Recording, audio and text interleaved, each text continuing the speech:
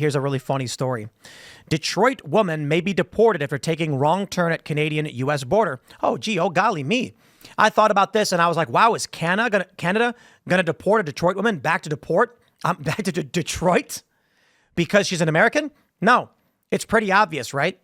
Detroit woman. I love this. A woman from Guatemala who lives in Detroit. Oh. Uh-huh. But as you mentioned, people read the headlines. And so they're going to see this and they go, oh my God. That's the from the AP thing. too. That's so crazy, man. What is going on? It blows my mind that these organizations have no desire to repair their destroyed reputations.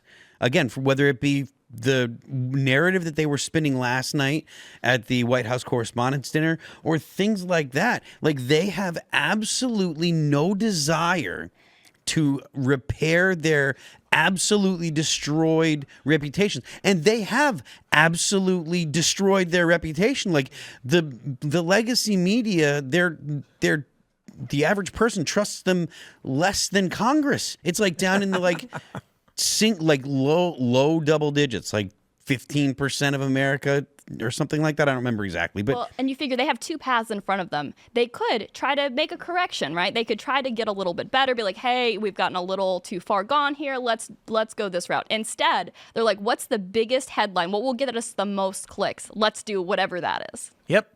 And so they end up marching in lockstep, posting nonsense. They meet with each other. They're in private chat groups, and they just lie. You know what it is largely is they view themselves egotistically.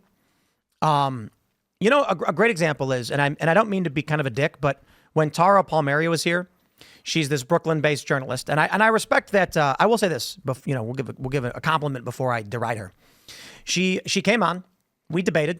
The Green Room episode was actually feminism versus I was basically saying a lot of women lie to win sexual harassment suits at the workplace, not all. And she was arguing with me, but she didn't get flustered or angry or anything. And we've had that. So I'm like, I respect it. If you can argue with me and I'm going to get all heated and you're going to get all heated, and then afterwards it's like, I'm not fazed by it. However, she said she always wanted to be a muckraker. Nellie Bly. This is the narcissistic personality disorder of these journalists. They view themselves as the main character, as the arbiters of truth and justice in the American way. They think that they are on a mission to save the planet, and only they can do it.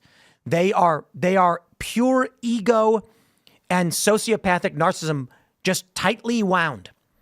And so when they see Trump and they're stupid, they're midwits really, which means they're actually a little bit smarter than normal, but not smart enough to understand deep, complex systems. They say, only I can make this right. I will lie to help the people because I'm the philosopher king. That's how they view themselves. So they go into the newsroom, they all say, here's the approved narrative, and we can defeat Donald Trump. Instead of saying, I don't know, do your thing, guys, and we'll figure out what's true. That's the way it should be. Well, and I think it's similar to the way that we're treating science these days, too, because it should be in a real good experiment that you just see what happens. You have your hypothesis, but then you just reach whatever conclusion there is. And that's what journalists should be doing, is doing real journalism. Just get to the bottom of things, come in with an open mind and just see what's going on and then report exactly that. And instead, it's creating a narrative. It's you get to the end goal of what you want to say, and then you look for evidence to support it. That is the wrong way to go about it. Yep.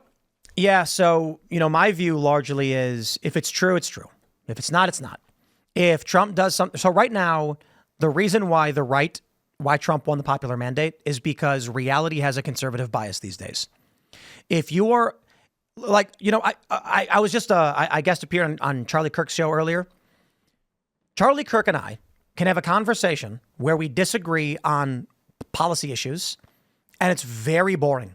It's Ben Shapiro too, very boring. Elad and I disagree. Sometimes we get heated, but in the end, it's so much fun to disagree with him. but we agree on the basic news facts of a story. So in the end, we live in the same universe. And that's all that matters. If Trump kicked a dog in the face and I watched a video, I'd be like, he did it. Like I fact checked that. Now, I will say, considering they've lied so much, I almost just don't believe when they disparage Trump. I'm like, I'm gonna wait a week because this is a normal thing you got to do. If the media comes out and says Orange Man did bad thing, wait 1 week and then it gets debunked. And then you're like, okay, there it is.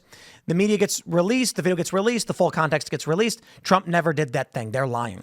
Did you know that Tara Palmieri, she's still hung up on the Very Fine People hoax? Yes, on the show. We talked about it in the after show. After you left even, she was extremely hung up on this and would not accept that she was misled at all. Really? Did you show her the video? Oh, yeah, we talked about I pulled up Snopes and showed her. No. Even beyond that, she said, no. I still think he called them very fine people. It's a cult, okay? Yeah. Because if you can't change your mind in the presence of facts, you are in a cult. And she's desperate to hold on to that. Yeah, and it was astonishing because in this new media space, I don't feel like you could still be buying that hard into fake news like that. But she was really willing to stand by it. And then the way she started looking at us weird, like we were trying to push, like we were getting, we were the fake news. Because, okay, so people like her, and again, I thought I respect her for being able to withstand the heat, and she was after when I was leaving, she was super chill. Some people. Oof, they bolt out of here so pissed off. Yeah. But she was chill despite the fact it got heated. In her world, she doesn't care what the facts are. She doesn't care what the video shows.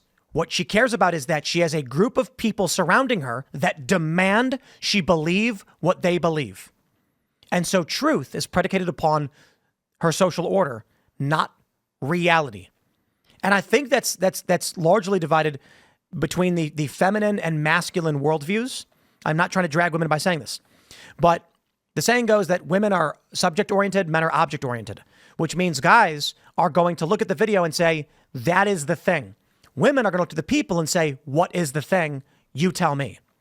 And so they're much more influenced by social pressures, which is why young girls are more likely to get depressed from Instagram and TikTok and things like that, and why you can show a news article and a video to a female Brooklyn journalist proving she's wrong and she won't believe it. Courtney, as the token woman, what's your take on that? What's your response? Well, you have to, at a certain point, just understand that facts are facts.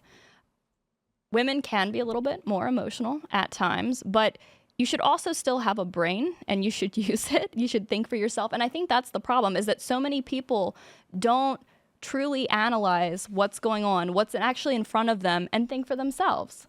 That's what you need to do. And if you do that, people will trust you more. To me, I've always found that just being honest, sharing your, whatever's there, will actually, in the long run, help you out more. But that's not the world of journalists. Here's an article from the New York Times from February 18th, 2021, titled, "Don't Go Down the Rabbit Hole. Critical thinking as we're taught to do it isn't helping in the fight against misinformation." I do think media literacy is at an all-time low. This is the New York Times in 2021 telling people not to think critically. Yeah. Okay. You might be confused by the cult. conclusions you come to, right? And look at the date on this. February of 2021. What was happening in February of 2021? Lockdowns. It was lockdowns. Was J6. It not vaccines? It was vaccines. It was J6. It was the election was stolen narrative. And they were desperate to make sure, strangely, that a lab leak, which they've now basically admitted. Yep. And it wasn't until, I think, was like a year or two ago, they debunked Very Fine People. You had all of these hoaxes that they laid out. And the New York Times says, don't think critically. So I'll just say this to the Democrats. When you... That's your vibe, the New York Times. Don't think critically. We kind of knew that. Thanks for checking out this clip from Timcast IRL. Make sure to watch the show live Monday through Friday at 8 p.m. Subscribe to this channel, and we will see you all there.